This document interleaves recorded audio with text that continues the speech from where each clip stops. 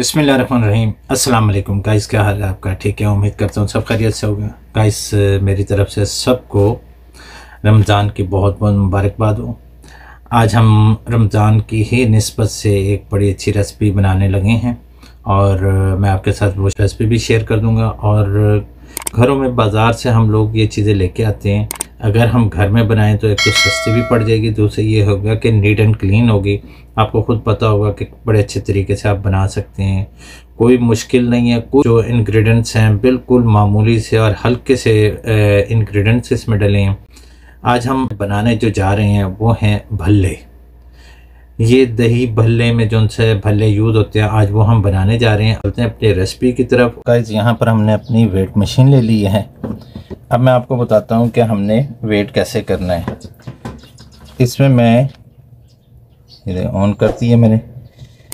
अब यहाँ पर मैंने इस वेट को इस पर तोल लिया, 230 का आया। अब हमने इसको 0 कर दिया। यहाँ पर अब मैं माश की दाल लेने लगा हूँ। इस तरह 1 कप में माश की दाल ले रहा हूँ। अब ये देखते हैं कितनी, 1 कप में कितना आ जाता है। सो गाइस, आपको शायद नज़र आ रहा हो 230 जोन से है। ये मैं थोड़ा सा इधर को करके दिखाता हूँ। 230 जोन से है इस वक्त, 230 231 जोन से हमने माश की दाल ले ली है। मैंने इसका थोड़ा रुख चेंज किया आपकी तरफ। अब ये देखें, अब 230 का हाफ जोन से हम हाफ कप लेंगे तो हम इसमें 115 जोन से है। ये दाल जोन सी है 115 हम ये इसमें लेंगे।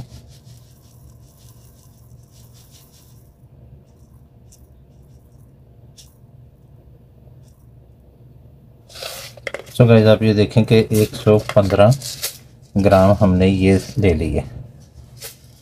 ये देखें,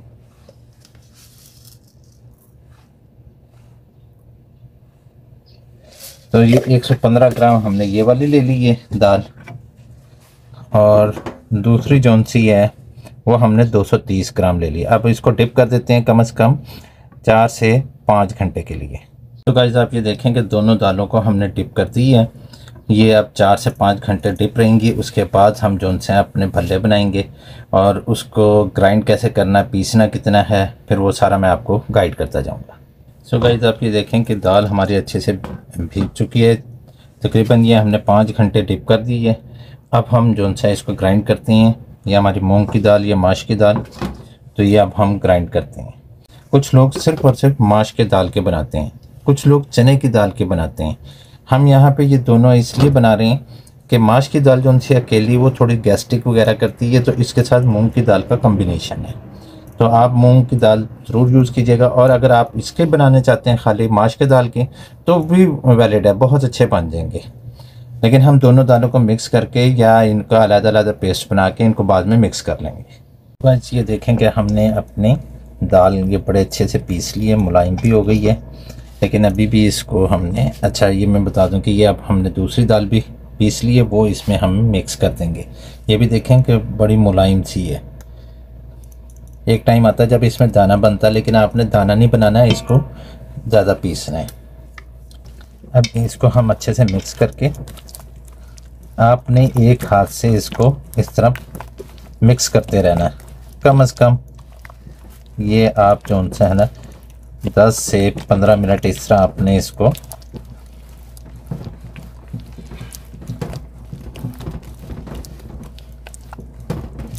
अच्छा, यहाँ पे एक आपको ऐसी सीक्रेट चीज़ बताता हूँ जो आप सुन के ना सारे हैरान हो जाएंगे। ये कोई नहीं आपको बताएगा। अगर आपसे यहाँ पर ये जो सा है बैटर ये थोड़ा पतला हो गया है ना, तो आपने फिक्र नहीं करनी। उसकी वजह यह है कि आप इसमें बेसन थोड़ा सा डाल दें। बेसन 2 चम्मच 3 चम्मच 4 चम्मच तक बेसन डाल के आप उसको थोड़ा सा वो कर लें, थोड़ा सा थिक हो जाएगा। और आप ये देखें कि आप इसको हम अच्छे से मुलायम करेंगे। तो गाइस, इसे हमने फेंटते हुए हमें तकरीबन कोई 12-13 मिनट हो गए। अब हम इसमें जो सी इंग्रेडिएंट्स डाल रहे हैं, ये है मीठा सोडा। जो कि सिर्फ आपके सामने एक पिंच में इसमें डाल रहा हूँ, इससे ज़्यादा मत डालिएगा। और दूसरे नंबर पे हम नमक है, नमक आप अपने टेस्ट के हिसाब से डाल दें। मैंने आधा चम्मच जो है वो पिंक सॉल्ट डालें। हमारे यहाँ ज़्यादातर पिंक सॉल्ट ही खाया जाता है, जो कि बड़ा टेस्टी होता है। और तीसरे नंबर पर हम ज़ीरा मैंने थोड़ा सा ज़्यादा कर दिया।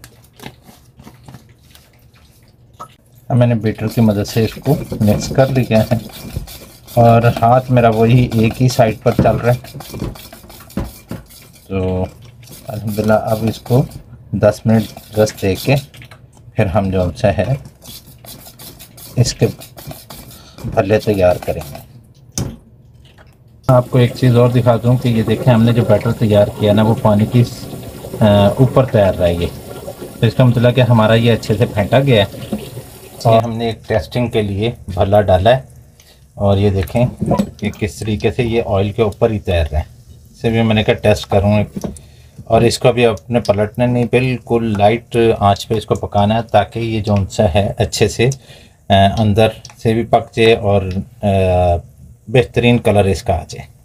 सो गाइस आप ये देखें कि हमारा भल्ला कितना ज़बरदस्त तैयार हो गया। हमने अभी एक तैयार किया, अभी बाकी मैं डालता हूँ और फिर आपको दिखाऊंगा।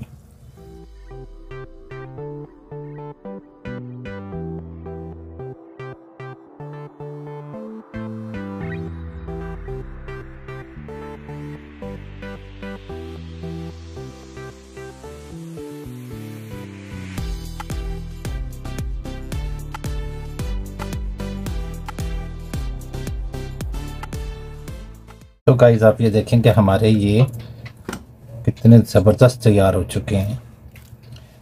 अब हम इसको फाइनल टच दे के, मैं सिर्फ आपको एक, इतना क्रिस्पी है ना, और ये गरम भी बड़े। तो मैं आपको अभी इसको असल जो से इसका तरीक़ाकार वो दिखाता हूँ। आपने पहले पानी ले लेना है। आपने इस तरह करना है कि ये जितने भी हैं ना, इसमें से जितने आपने इस्तेमाल करने हैं, मसलन 2 करने, 4 करने या सारे भी करने, तो आपने क्या करना है उसे पानी में डिप कर देना है। मसलन मैं 2 को पानी में इसको डिप कर दें और ज़्यादा से ज़्यादा 10 मिनट के लिए जो सा ना आप इसको डिप कर दें। उसके बाद जो सा हमने इसको निकाल के पानी निचोड़ के फिर हम इसका जो सा प्रोसीजर है वो मैं दिखाता हूँ आपको। जब तक वो हमारा होता है, हमने दही ले लिया, दही को अच्छे से फेंट लेते हैं हम।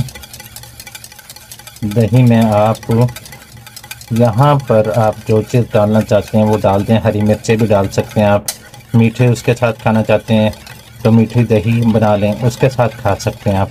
यहाँ दही हमारा जो सा ज़्यादा सख्त है, हमने इसमें थोड़ा सा पानी मिक्स कर लेना क्योंकि वो हमारे भल्ले को पानी चाहिए होगा। दही हमारा ज़्यादा सख्त हुआ तो फिर उसमें जज़ब नहीं होगा। तो ये अच्छे से ये हमने थोड़ा सा मेल्ट कर लिया दही को।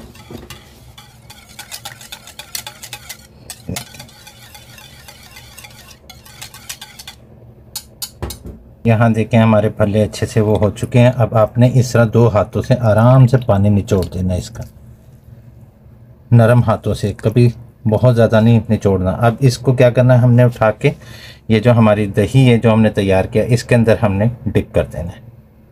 ये थोड़ी देर इसके अंदर डिप रहेगा। दूसरा भी भल्ला हमने, इसमें 2 फ़ायदे होंगे, ऑयल भी इसका निकल जाएगा और पानी भी जो सा इसका आराम से आप निचोड़ना निकल जाएगा। ऑयल ये देखें आपको नज़र आ रहा होगा, ऑयल निकल गया।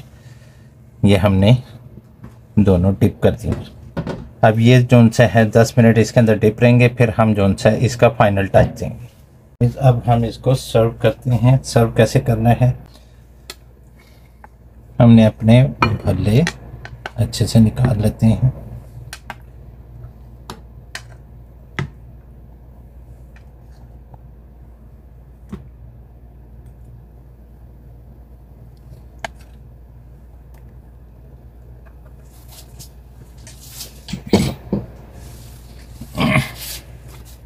ये हमारे भल्ले आ गए। अब जौन से ये ग्रीन चटनी, ये इसकी जान है। आपने ग्रीन चटनी जौन सी है जितनी आप खाना चाहें उस हिसाब से डाल लें। और ये पुदीने की ग्रीन चटनी है, ये हाजमेदार भी होती है। यहाँ पर ये है, और यहाँ पर मैंने अपनी इमली की चटनी बनाई हुई है, जो कि मैंने ख़ुद अपना बनाई थी। आप मेरे उस पर व्लॉग पे देख सकते हैं। और ये जौन सी है बहुत टेस्टी और बहुत ज़बरदस्त है चटनी।